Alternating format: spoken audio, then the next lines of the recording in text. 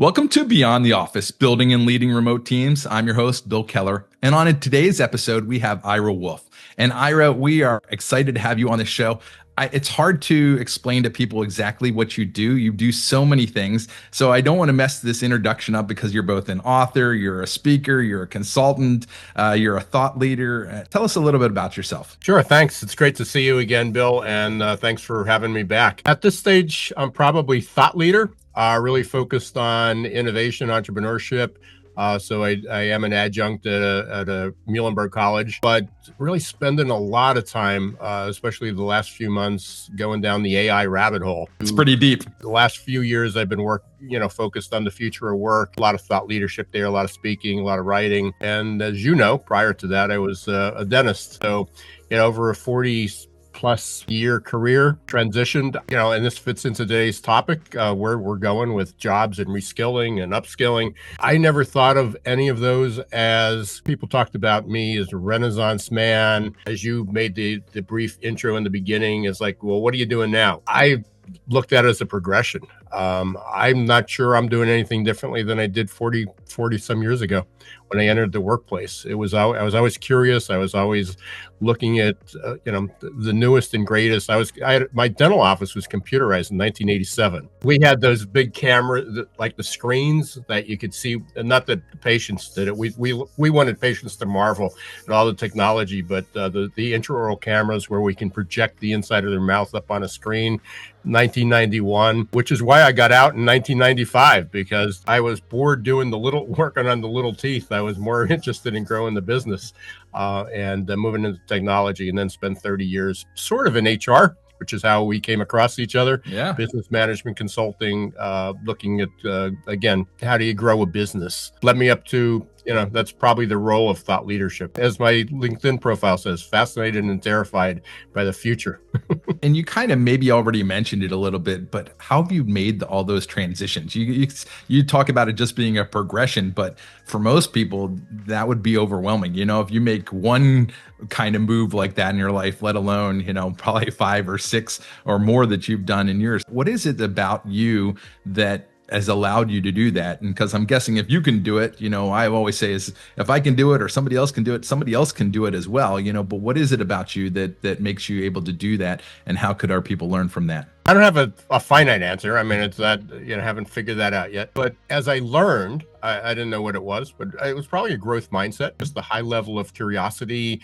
Even now, I mean, sometimes I'll say something and people say, well, it sounds like you're a downer, or you don't believe in the future, or why don't you kind of just roll, why aren't I falling on the bandwagon of the sky is falling? And part of it was just seeing opportunity where others see, collapse and defeat. And again, just going back to my, the story, was realize in 1987, what I computerized was just when the first patient died from AIDS, from a dentist. And everyone looked at that as, how it was going to crush our practices and people wouldn't go to the dentist. And I turned that into an opportunity by really promoting how safe it was, how we were masked and gloved and sterilized everything. And we boomed at a time when other people were, do we charge for the gloves and the masks because it just added to our expense? So I joke sometimes that it's genetic. My whole family was in retail business for years. I grew up in a family of people that just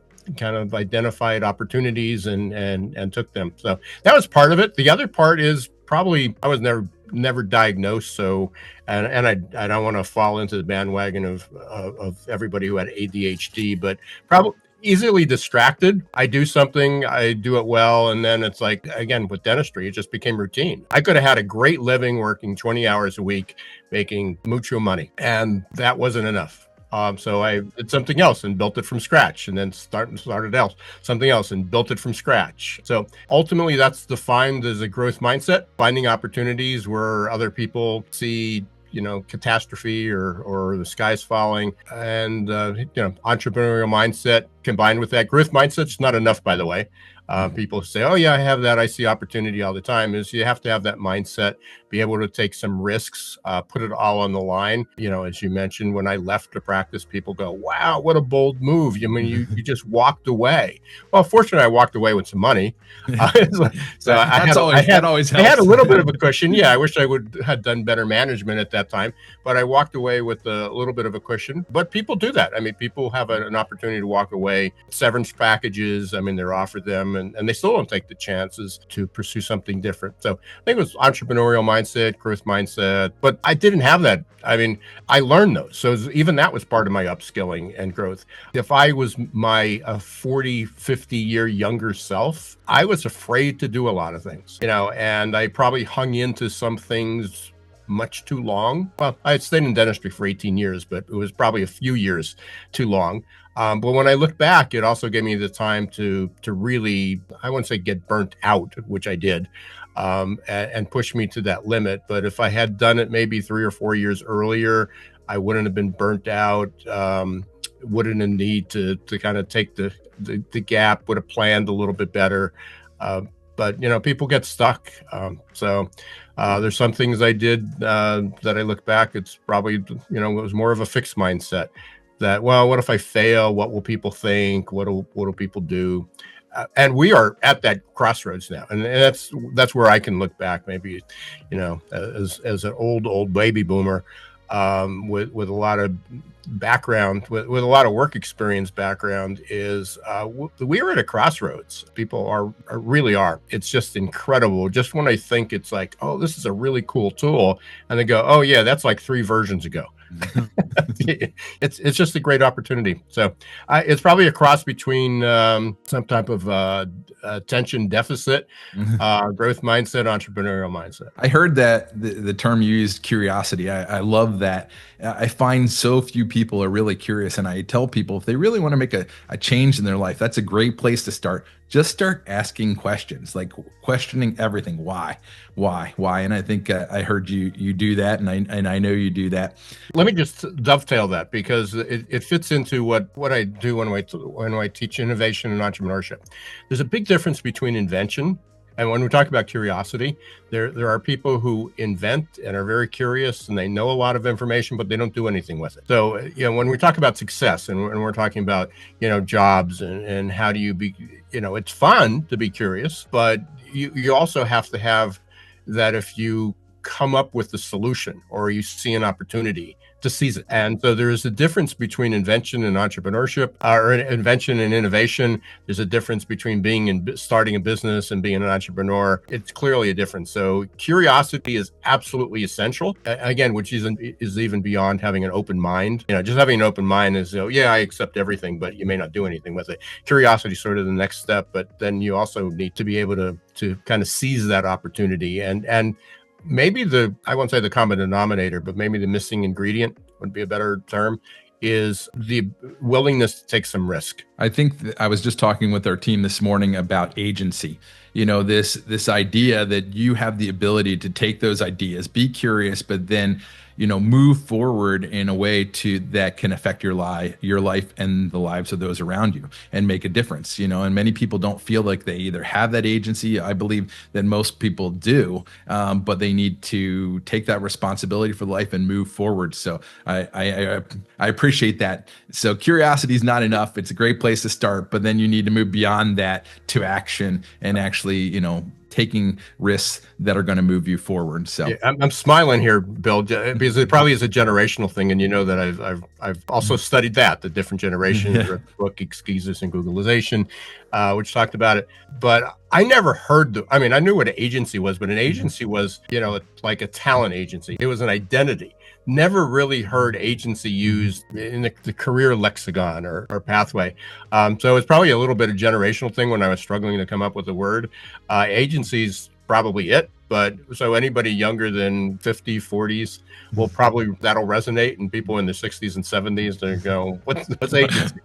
Yeah. I've been thinking it's something that I think a lot about for my team and for the people that I coach and work with, and that's one of the areas that I see that they so much want to be able to have a great life, but they at the same time is want to be able to blame somebody else in case it goes wrong, and you can't have both. Yeah, And in my class, and it'll be coming up in 6 weeks, 8 weeks or so. We'll have a new class, and I'll ask. One of the things is, what's your purpose in life? And they all can't well define it, but what do you want to happen? What are you going to use your degree for? Why are you here? Why are you investing $150,000, $200,000 and 4 years of your life? And some of them say, I want to have a family. I want to be able to take care of things. I want to be able to enjoy life. And some have bigger aspirations. But it's amazing then when it comes down to what do they want to do with it. And they're taking it, understand, they're in an innovation and entrepreneurship class. And most of them want to get a job. And you might have heard this, and it was sort of a sales pitch, but years ago, it's like, jobs is just over broke. When you have a job, you basically get a paycheck. You're relying on somebody else's paycheck. And what's particularly scary is you just look at the number of businesses that people had reliable jobs, maybe 30, 40 years. And now those businesses are going out of business or they're cutting back. Even the government. I mean, if you wanted a safe job, you worked for the government. You basically went to civil service. You were there for 30 or 40 years. You didn't get the highest pay, but you knew in your late 50s, early 60s, you can get out and retire and enjoy the rest of your life, or get another job, to complement that. That's not even safe anymore. But it's interesting going back to the curiosity. I mean, just curiosity alone and good intentions. I believe I'd like to see every student and probably every adult really take an entrepreneurial mindset course. That'd be great. So as I look at AI, you talked about AI, we're really at this turning point here. I'm curious how you see it, because I wake up every morning both excited and terrified. Like, I know it's and I don't know how you see it, but like, how do we really move forward from here? As not just you and me, but we live in this world, but how do we advise people in a time that is so uncertain? We don't know where it's going to go and what's going to happen, but there's so much fear around this. How do you advise people? Like, what's your advice? I think it's just is being more aware. You saw the article. I know you commented on the article I just published the other day. It was like 20 things that they use AI on a daily basis and have no clue they're using AI. It's really frustrating for me. It's probably one of my bigger pet peeves when somebody says, no, AI can't take my job, or I don't get AI, or the government's going to step in and do something about AI.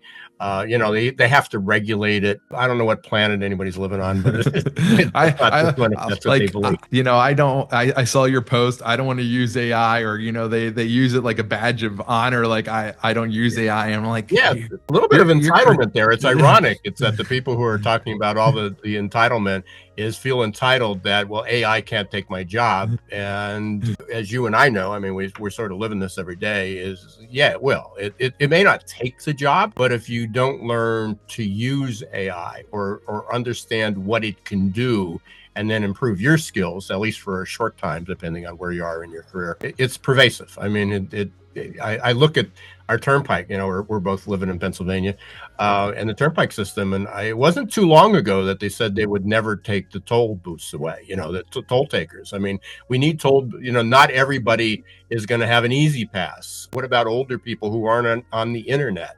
And it's like, okay, well, it tracks your license plate and they'll mail it to you, but that's still using AI. Sorry, no one's really safe. But is it going to take jobs? Yeah, some jobs will be eliminated. Most jobs are going to be transformed. There was a prediction that I quoted this all the time. It was like 1/3 of all jobs will be 2/3 automated. That was 10 years ago.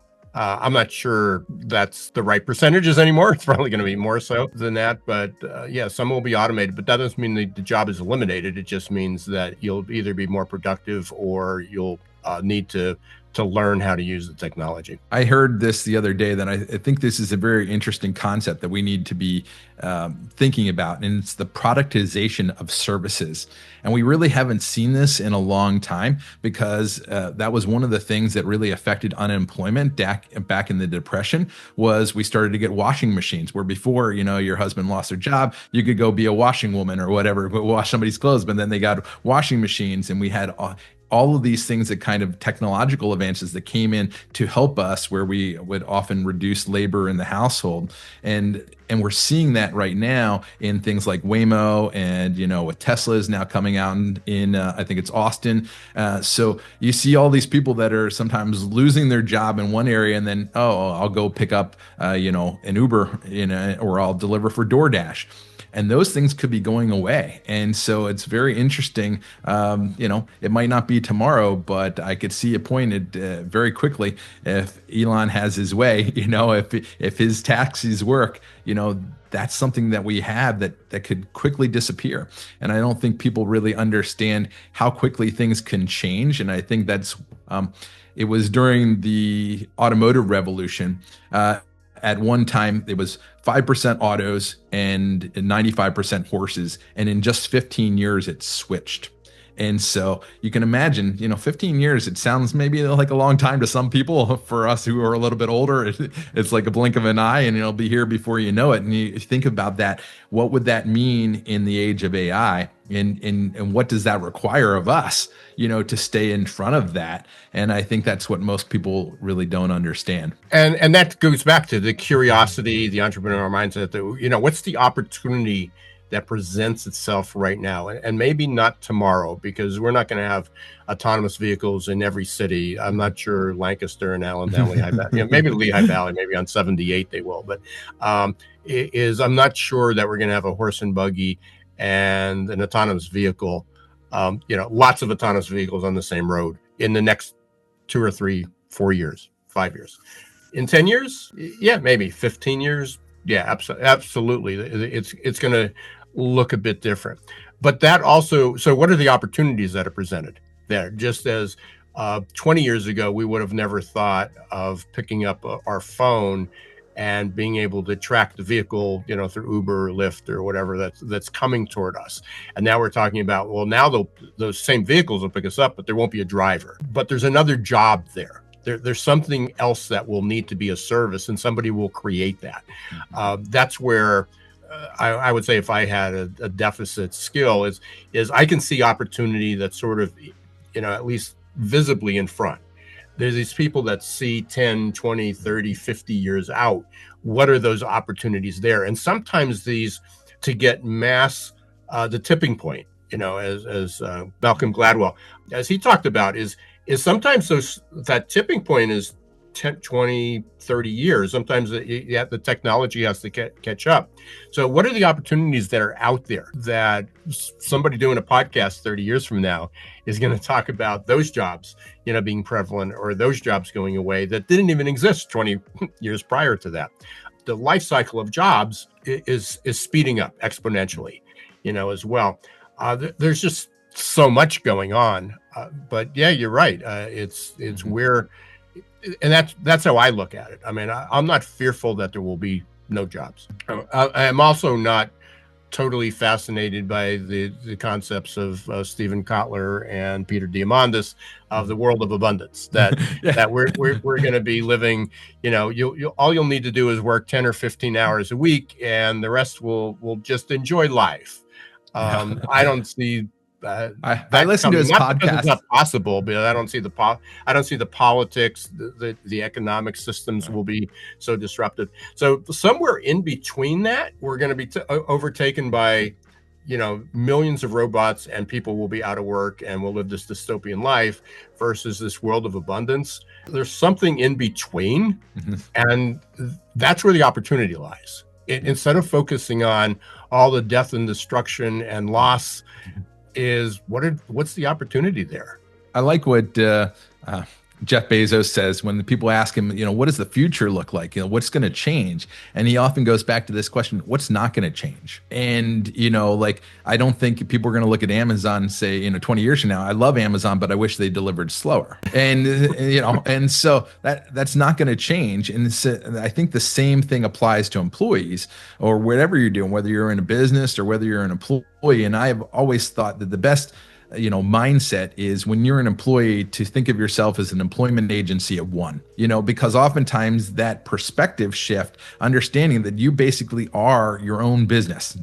You're providing a service for a company. And if you see that rather than being an employee, it can change everything. But I think there's this, and I was just talking to somebody at the park. I took my daughter to the park last night, and he was in purchasing. And I said, "Do you use AI?" That's my question these days. Like, are you using AI? I'm just trying to get the pulse of what people are doing with it. Yeah, I occasionally write an email with it, or I ask it a question on Excel. And I'm like, okay, that's And when he moved to Excel, that was a little bit more than most people do. So I was like, okay, great. And then I asked him what he does. He's purchasing, and I said, hey, did you ever ask AI how to improve your job? And that was like a foreign concept to him. And I'm like, that's it. And I'm like, that's what people need to be doing, is looking to say, this is my job now. It doesn't have to be my job. I have the ability to move forward. I have the ability to change, and I'm going to move into this new world. And I'm not going to be, because I'm afraid that the people that are going to try to slow it down are actually going to accelerate the change. I don't know if that makes sense, but I'm saying is basically by slowing it down and by saying I'm not going to adopt it, they're going to force business owners to basically say, okay, well, if they're not going to adopt it, we're going to need to automate the whole job. Rather than, and so I think people don't really understand that. But I would just encourage them to say, what do I do? How could I do it better? How could I ask AI? Can I do it better? Do a process map. And if you don't know what that is, ask AI, right? That's the thing that I'm so excited about. It's like we have this superpower. If I would have had this when I was a kid, it would have been, it's kind of fun to look back and say, what would it have been like, to have this power that, when we had to go to the encyclopedia, like how slow was that? I remember when the encyclopedia salesperson came to our house, and my parents invested, well, at the time it was probably a fortune. It was probably $500, which would be now like $10,000 probably.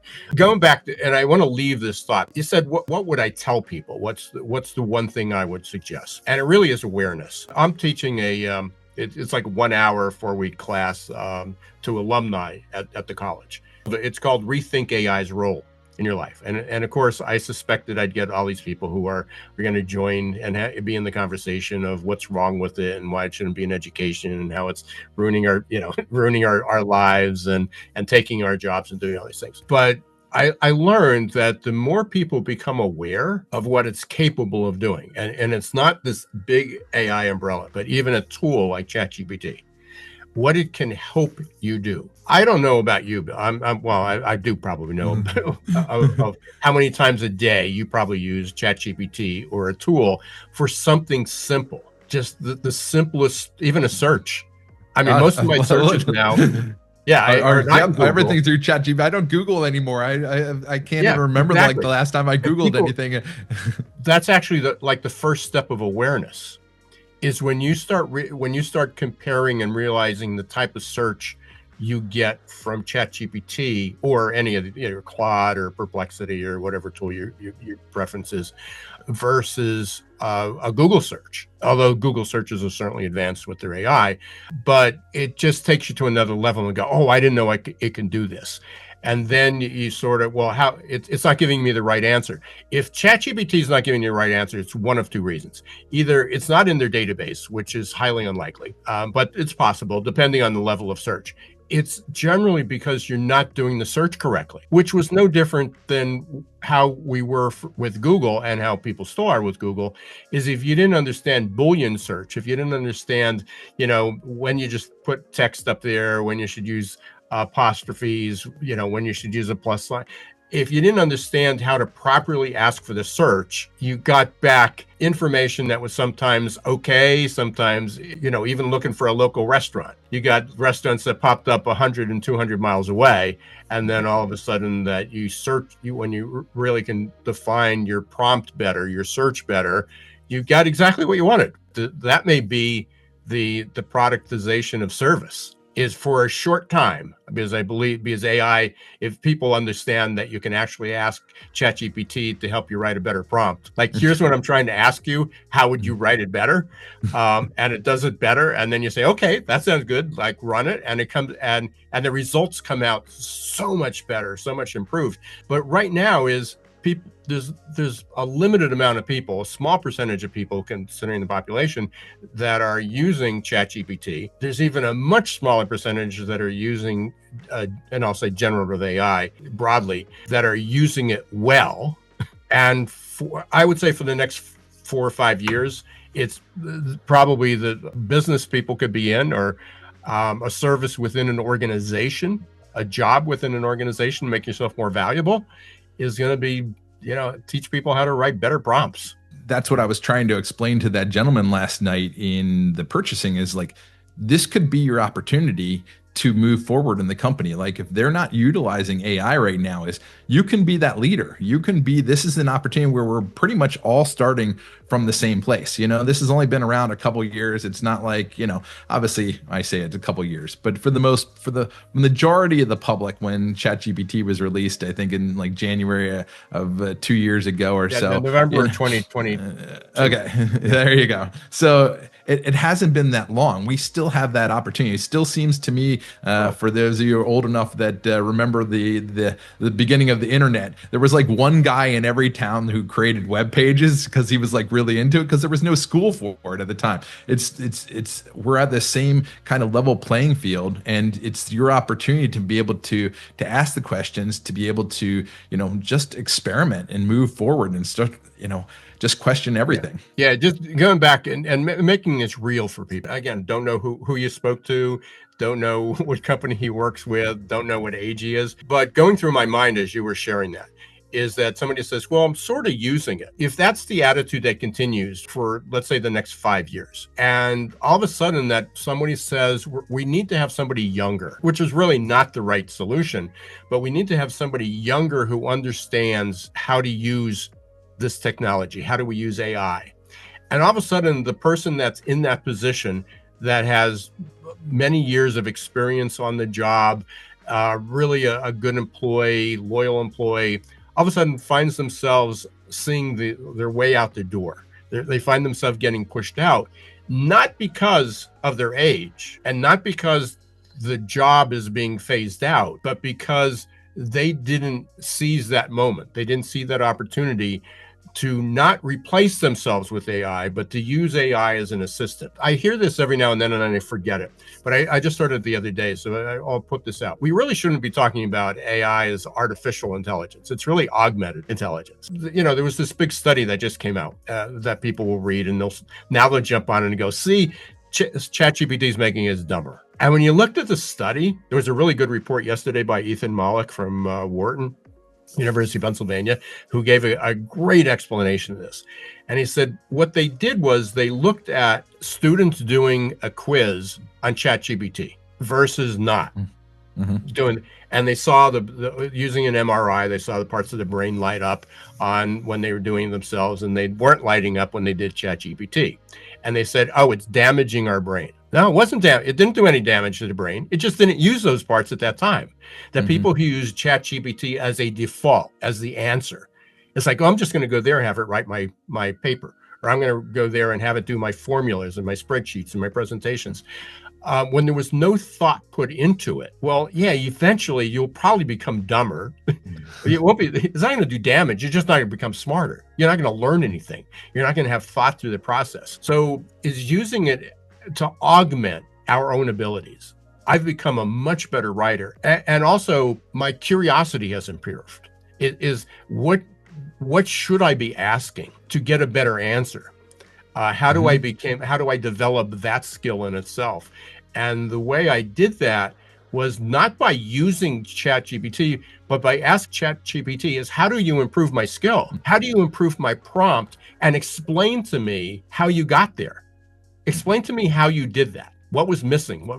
So it's helped me improve my own skills, but it didn't replace my skills. I still come up with the concept. I come up with the idea. I take the output. I then refine it for me. If I don't like the tone, yeah, it's much better at changing the tone. If I want it edgy or punchy or provocative or empathetic or personal, it's much better at doing that. That was not my skill as a writer. But to get the content to have an impact on the audience I was trying to deliver it to as a thought leader, who am I trying to influence and how can I do that better? It has been my assistant to be able to do that. When people are using it as the default, scientifically, they're probably not going to become dumber. They're just not going to become smarter. And if you're not becoming smarter every day, I don't care what your age is, you're losing ground. You're just becoming a number. And I think that what I hear you talking about there is that going back to agency, right? How to utilize AI and how you think of it is really important, right? Is it, not only, I know I heard this just the other day, not just a tool, but think of it like a coworker, right? How would you, how would you train somebody if you're not getting the right answer? Well, you try to train them, you try to, show them your perspective and but then you have this, not just the answer that it gives you, but then the agency to say is, no, that's not right.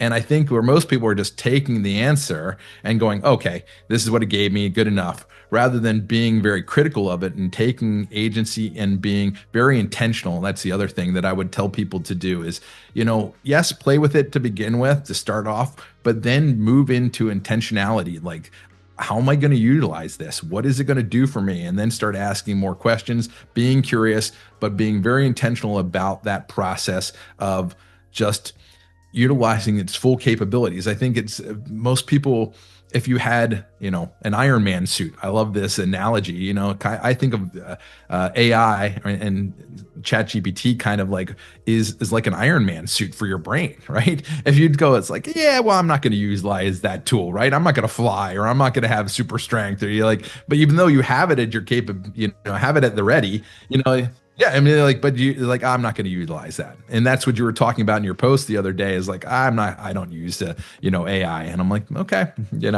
but, why would you not utilize a tool? Kind of like a mechanic who wouldn't utilize a tool, you'd think they were crazy. And this is the same way. Again, going back to awareness, I'm hoping, and I don't have any, scientific study to prove this, but I'm hoping is working with people to say, did you know it can do this? Let me show you.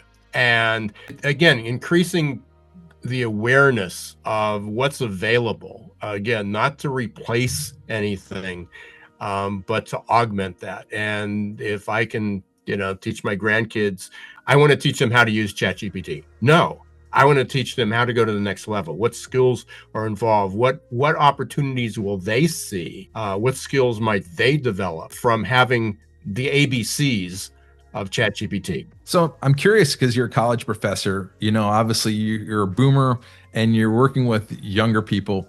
How do you see the difference, not just in AI, although that's what we're talking about us, obviously we talk about generational differences, but in the way that they approach work, and what would you say is like some advice that you could give older generations as they're working with the younger generations and vice versa?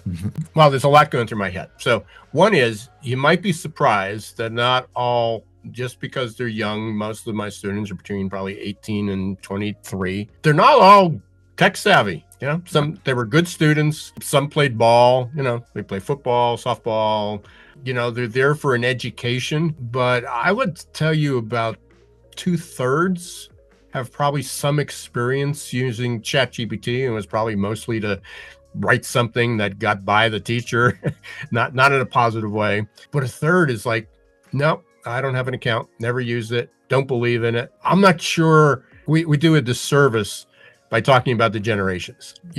Certainly there's a smaller percentage of baby boomers using ChatGPT and some of these, some of the modern technologies than there are Gen Z and Gen Alpha, and millennials are still getting trashed, but even within the millennials, I mean, they're the ones threatened by it. They've been in the workforce, realizing that the oldest millennials are now, like late 40s, early 50s.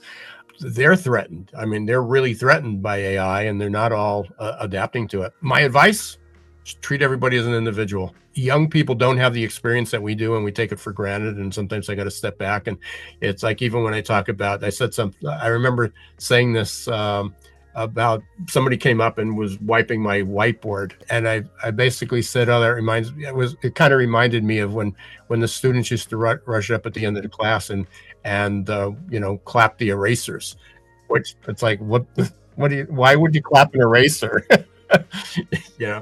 I mean, there's just so many reference points that they don't have. When we used to talk about the millennials 20 years ago, we talked about they never grew up in a world without an internet, and that was foreign. I mean, is you had to think is they never grew up in a world that they didn't just go to Google to search for something. We talk about the iPhone. The first iPhone wasn't available until 2007. The first iPad. We're talking about the prevalence of tablets.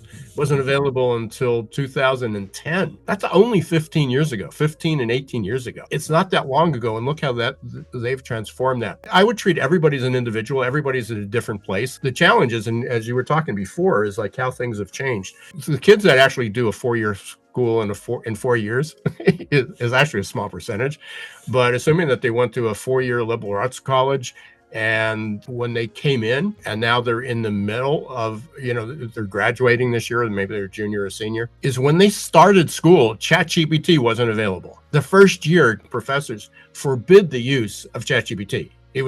You would fail if you were caught using it, and because it was plagiarism or cheating. I have it embedded in my course. Now, I won't say the exception, but I believe my role, especially teaching innovation and entrepreneurship, or beyond that, entrepreneurial mindset and growth mindset, is ultimately the outcome. I don't care if they ever start a business or not, but I want them to have that spirit, that ability to be able to do that. Is embedded in the course is they have to use ChatGPT and compare it. Is use it different iterations. Did it improve it? How did you improve it? What did it do wrong? What was your first attempt like? How did you improve? Is there progress of using it? And it, again, is not to be skilled at using ChatGPT. It's having an awareness of what's available to be out there. What are the tools? And we keep talking about text. I mean, the ability to do audio and video now, or as you talked about, to design a workflow and a work process. All that is remarkably changed within less than 2 years, because when it first came out, it wasn't capable of doing all that.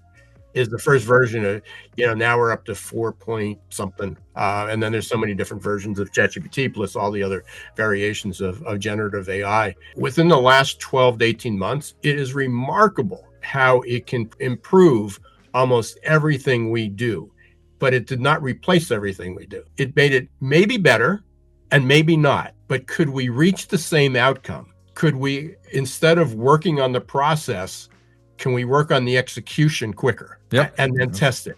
I just went through a strategic plan with a board. I won't give the name of it. And it took us about a year to go through the plan. And it was a comprehensive plan, and even that, but I would say less than a year. And we actually had a product within about 8 months. But it's a year later, and now we're going through all these committees and how do we implement it and do these things. So the other day we were in a meeting, and they were talking about, okay, by the next meeting, which is another couple weeks away, we'll have a document written up. So while they were talking about the dates for the meeting, I put a prompt into ChatGPT and came up with what the next meeting was. It wasn't the final product. It didn't eliminate what was going to be done, but it sped things up by a month. And that's where we are. And again, that's what people need to understand. This does not eliminate the need to do the jobs. It eliminates some of the meetings. It speeds up the time we need to go from A to B to C to D to get to Z. The time from A to Z compresses, and now you have work to be done, and now you can make money or change implement your strategy or do whatever you wanted to do. That's the part that people still don't get. It's really not about better than human beings. It's definitely faster. One of the things that you said when you said you embed that chat GPT in the course, and some people think that's cheating, that same kind of spirit that you have is in building this in, is this is the tool they're going to use in the real world.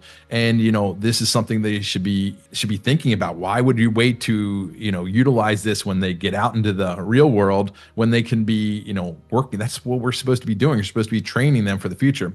And I love that thing about the speed. And I really think that if we could give something to everybody, whether that is the leader of the organization or whether that's down to the entry level person who's just coming in, you need to be able to handle your emotions, because I think this is we don't really talk about that in AI. We're often talking about, like, can you utilize the tech? But I think being able to manage your emotions when everything's speeding up and everything that you might have worked for in a second goes away. I don't know that we're emotionally ready, or most people are emotionally ready for the speed and for the disappointment. And I know that Peter Diamandis talks about this, that just, you could have a new product out and somebody could take it and copy it in 2 days or a week, or, and we just need to really be prepared emotionally when it's oftentimes the last thing most people would probably be talking about in a technological advance. But I think that is super critical. And the other thing is this elimination of fear, or be able to manage the fear around it, because that really leads to incapacity in many ways. You either move away from it or freeze and don't do anything. And that's not going to be helpful. Absolutely. So as you look at all the things that you've done, you've written about, is there any one idea or concept that you're kind of most proud of, that you think is kind of stood the test of time, that our listeners can take away? Again, it's probably, take those risks. I mean, I always said they were calculated risks, and maybe they were calculated because I waited so long to actually pull the plug on something or plug it in, whichever was the correct use. Continue to look for opportunities, continue to delve into that curiosity. And when you wait for it to be risk-free or low risk, is probably too late. Not everybody is going to have the wherewithal, the stamina, fortitude, the emotions to deal with it, to go cold turkey. Is like to literally walk away from a job or a career and start something from scratch. Not everybody's going to have that, but it's not an all or none. It's not a binary choice. Mm-hmm. If I had to do it over, as I said, rather than waiting for my 18th year to just be so burnt out and literally within 6 months walk away from pretty good career, was plan it. Kind of come to the realization this isn't for me, and phase my way out and plan the exit a little bit better. But because I've had that in my nature to be able to take those risks, which is interesting because people say, oh, you're a huge risk taker, is on things that I believe in, things that I believe in me in, is there's other things I wouldn't take, I wouldn't risk a penny on it. I wouldn't risk a minute on it because it doesn't interest me. And I don't do it just for risk's sake. But yeah, I mean, walking away from a career and starting another business from scratch and picking up and moving to another state and starting another business. Yeah, I've done it multiple times, but not everybody has to do it that way. I like what Jim Rohn says. Life is risky, so risky you're not getting out alive. I just think of that and people, when you get to the end of your life, and if you say, I had a good life, what does that look like for you? And I think really getting down to understanding, like you said, what is your purpose? Understanding, is it just to have a good life, a comfortable life? And comfortable doesn't necessarily mean good, right? It just means comfortable. And I think people are so adverse to pain. This is a concept that I've been kind of fooling with for the last couple of years, is so many people equate pain with bad and pleasure with good. And then I ask them, well, when you go to the gym, how do you feel? Right? And the next day you might feel sore. Well, why are you doing that? Because in that pain, there's growth. And I think when people if they could be open to that pain and discomfort, understanding that this is what's called a J curve, right? It's going to get worse before it gets better.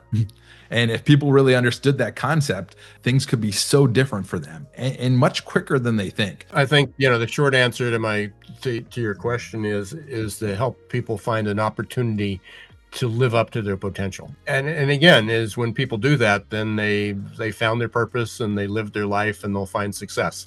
And it doesn't mean necessarily financial success, but just enjoying their life. So, and that's how I approach teaching. That's how I approached my other businesses.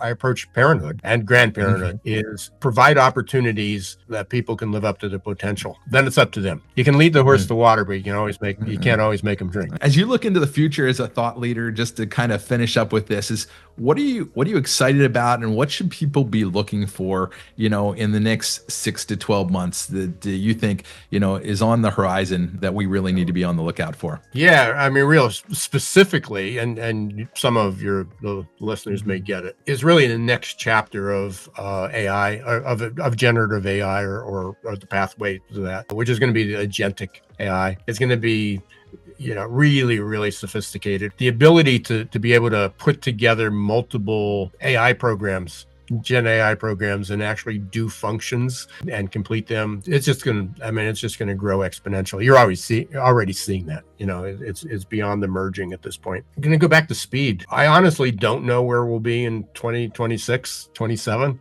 12 months from now, because I'm not behind the scenes on what's just about ready to be released. But just from participating in some groups, it's just amazing the number of new programs coming out. And as soon as one comes out, somebody comes out with a better one. So to me, that's fascinating. I mean, it's just, where are we going to be? I was listening to somebody last night. They actually are the authors of The Social Dilemma. If you remember when Social Dilemma, the movie, had come out a few years ago. And there's a YouTube video called AI Dilemma. I'd encourage everybody to watch it. It's 2 years old. It was March of 2023. But the questions they ask are incredibly relevant. But they talk about the speed of change and how quickly things are going to happen. As they shared then, which is scary in itself, they said most of the AI technologists do not know all the capabilities of AI. They keep finding things that it's capable of doing. Some of them are really, really good. They will cure cancer. They will help us with climate, but they also don't know what they can do. I was hearing just the other day that within the they don't even know that if the AI is actually sandbagging us and not telling us everything it knows. So it's like it's hiding its own intelligence. Yeah, no, exactly. Well, that was what they were talking about, is that they'll go in and they'll find out something that they had no idea that it can do, but it can do it. So a prediction at this point from someone like me is only based on what I know from what other people have said, which is really dangerous. it's hearsay upon hearsay upon hearsay of the information that I have available, which isn't very much other than what everybody else has available. I just read it. The one prediction that I will feel comfortable and safe in making is 2026 is going to be radically different than 2025, and 2027 is going to be radically different. There is just an immense amount of opportunity within that. But as we all know, I mean, on the terrifying part, we do have to take it seriously, and we do have to think about, I won't say the consequences, because that sounds like it's bad. We need to use it responsibly. We need to think about what are the consequences if we don't use it responsibly.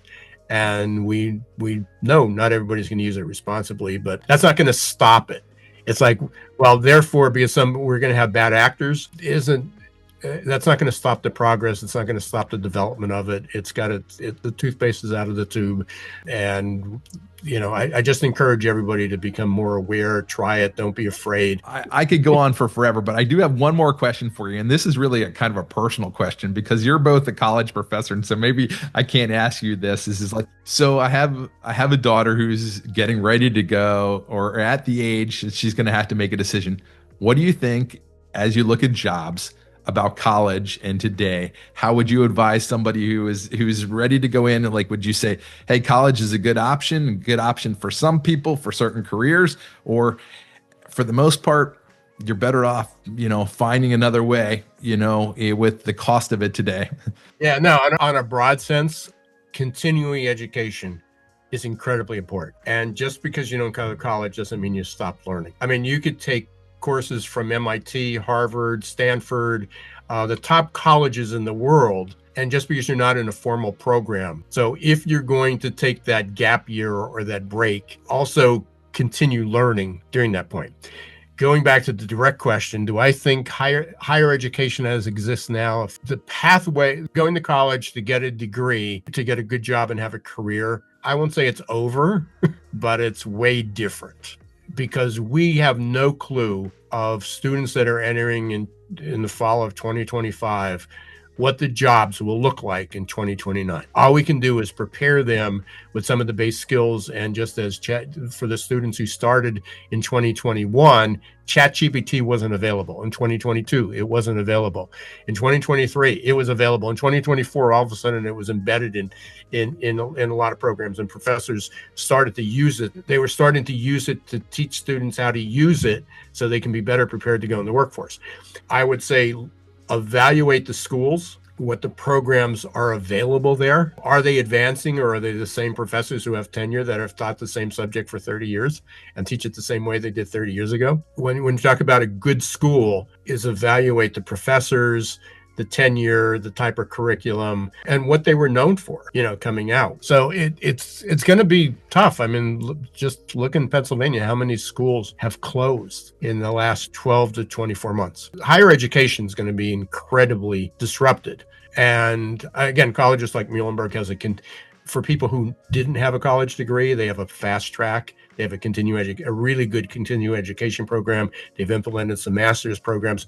I think you're going to see more and more higher education deliver badges, certificates, just like they've done and they're already doing it. Many of them are doing it, but I think that's going to be more. Yeah, I don't think college is for everyone, but I think continuing education, continuous learning is for everyone. It absolutely is. So how you get there? Eventually, I think people will need some type of degree, some type of credential, but is a BS or a BA going to hold the same weight 20 years from now as it does now? I don't think so. I always found that that nobody ever asked me about my college after my first job. Whatever happened there. I think there was things that I learned, but I think there's things that, but most people are not disciplined enough. So college can be good in forcing you through a program of learning, but if you can do it yourself, there's lots of tools out there nowadays and I think you can set yourself apart in ways, if you get creative, that just having that degree is not able to do. So yeah, and to follow up just real quick, Muhlenberg's focus has gone from more the pedagogical approach to an experiential, but it's a work in progress. It's not final. They redid the curriculum 2 years ago, and there's many other colleges that are doing this, but I'm just familiar with that one. So it's a positive move.